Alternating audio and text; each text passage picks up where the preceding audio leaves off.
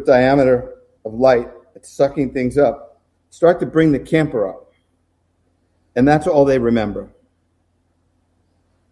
They wake up the next morning, the campfire is out, so obviously time has gone by. It's the morning. They think this is what they think because of the times, I suppose. They think the Russians have dropped bombs. They think this is the end of the world. Maybe in a theological sense, angels, devils, all like that. Or maybe it's just the military, at the end of the world has come. That's what they're thinking. And they're thinking that every broadcast, if they can get a broadcast on the radio, will be about this. They turn on the radio expecting to hear about this incredible situation. I think it's global. And there's not a word about it. There's a country western song playing and that's it. They start to leave, and of course they're incredibly shaken. There's an elderly couple that's, more towards the campsite, but at least closer to where they were. They said, "Did you see anything last night?" Because they're really reluctant to say what they saw. And the older couple says, "We didn't see anything. We went to bed pretty early, so we didn't see anything." They go home, and it doesn't end there. They're plagued with horrible nightmares. Some of them where they're surrounded, their bed is surrounded by these alien creatures. Some where their son, Tom Jr., is about 4 years old. And he has his own room. And they hear him screaming. So they come out, run into his room, and he's spinning like a top. So Elise grabs him, hugs him, and he's inconsolable. He says, "There are monsters. There are monsters in my room." And she says, "There are no monsters." And he says, "Oh, there are. They're little and they have red eyes." Now she's angry. She starts screaming, "You can do what you want to us, but leave my children alone. Leave my children out of this." And they have flashbacks. And in these flashbacks, for example, they have memories, Tom, of fighting these beings, like going on a kind of, in airports they have that walk thing where you walk and it pushes you forward. I can't recall what they call it. But he feels like he's on that, battling these creatures in his nightmares. She feels like the bed, like they're making love, and the bed is surrounded by these things. And she goes, he had no intention of having sex that night. Neither did he, but they did. And she looks at her husband and says, "I'm pregnant."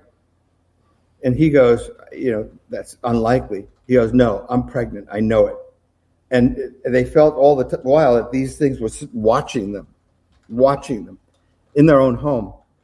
And so every creak in the wood, every clank in a radiator, really has meaning to them. It really is upsetting them.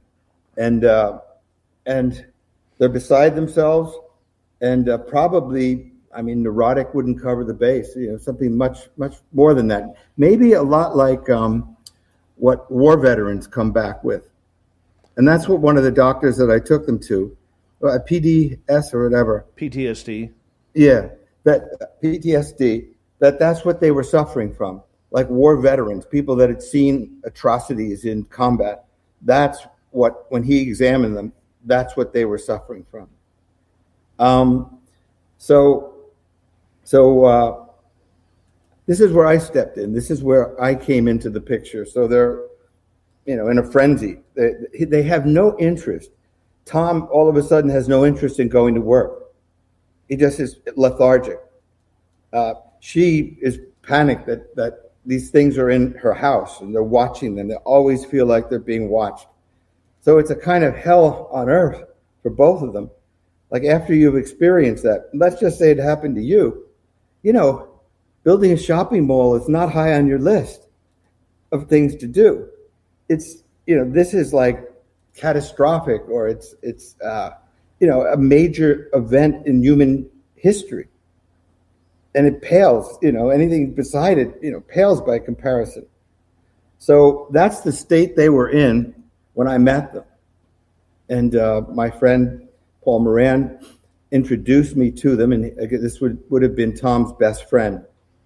And I heard this story. I taped it, because I wanted the real words to use for the book, real dialogue. And some of the dialogue is incredible.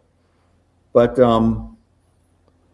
that's where I stepped in. And I said to myself, look, this is something important.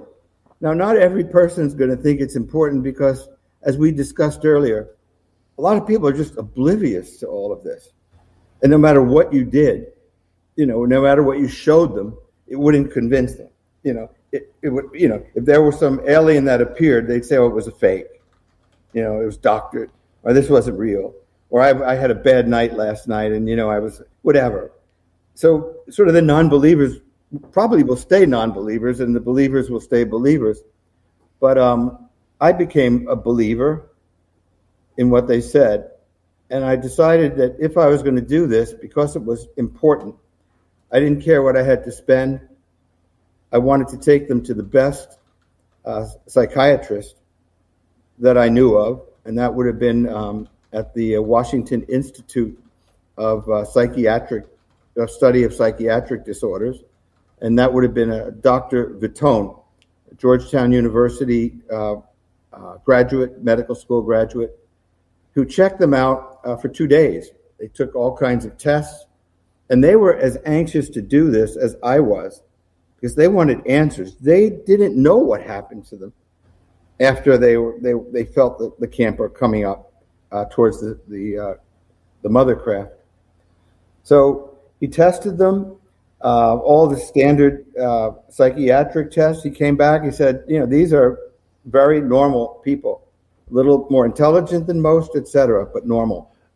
I would like to ask a question, if you don't mind. When you approached the psychiatrist for the psychiatric evaluation of the Giffords, a lot of psychiatrists do not believe in this phenomena. How did you approach the subject about saying, look, these people have had something extraordinary happen? Did you keep it vague? Did you tell him what happened? Or did you just let him figure it out on his own?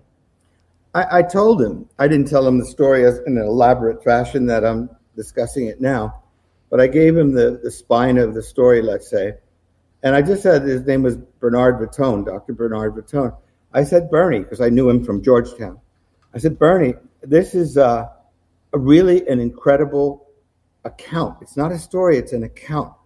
And I think you'll want to get to the bottom of this as well. So I want to include you in this. And I know that you could be a key element in telling us, is this some fantasy? Evaluate them. Are they neurotic? Are they psychotic? Are they prone to fantasy? Who are these people psychologically? And that's how I approached it. And both doctors that I worked with took it on as a kind of challenge. They didn't laugh.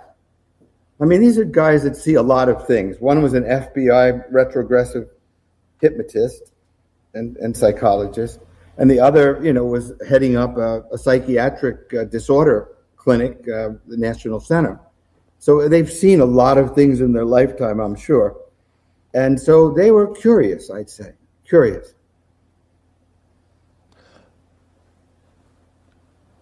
How did the Giffords feel about going to a psychiatrist to see if they were just plain loco and losing it, or that this was a real experience?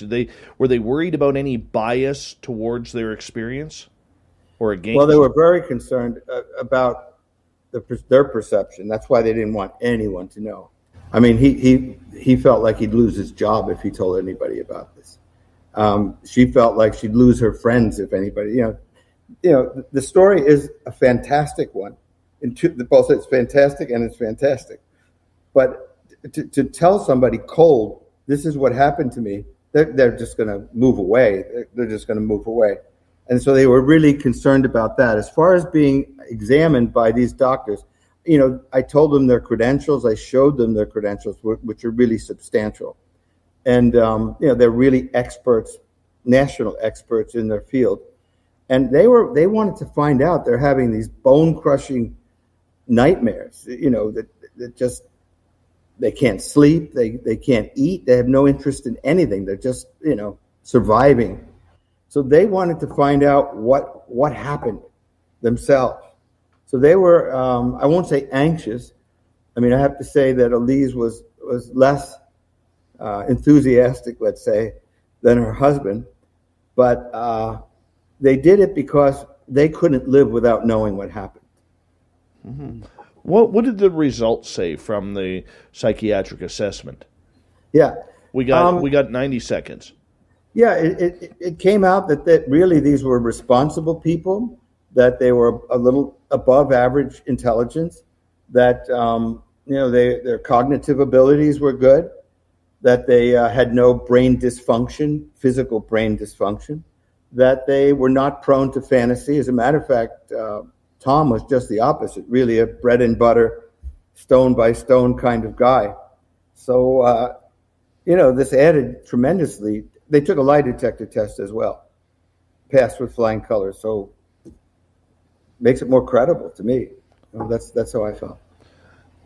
Did it make the Giffords feel more comfortable to know that they weren't psychotic, that they weren't having, absolutely, they almost cried.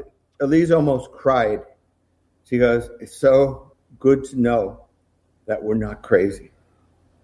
They questioned themselves, and they were happy about the result. And I think that's what a lot of people forget in all of this, is the people who are experiencing this phenomena, they're more critical on themselves than anybody, any scientist or any doctor or any critic could be.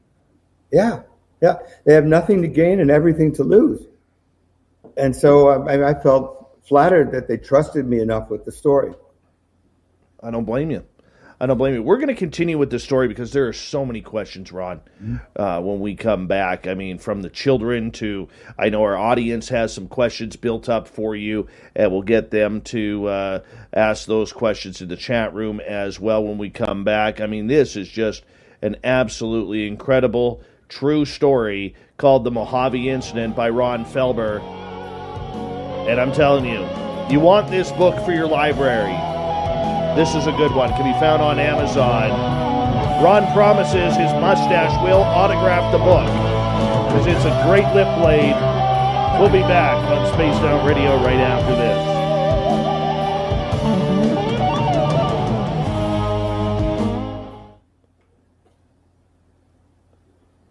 I'm not going to lie. I'm very jealous of your mustache. I can't grow a mustache worth shit. No, it's not that good in person. It just does well over these telecasts. Sure.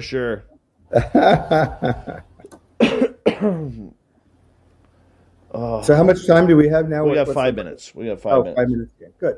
I think it's going well. I hope you agree. Oh, my friend, I am just enthralled. I love stories like this. Well, if I could do stories like this nightly, it would be incredible. Yeah. You should wait till we get to the hypnotic sessions. I mean, not only does it provide questions, it provides answers. Yeah. And that's really unusual. Yeah. I wish I could.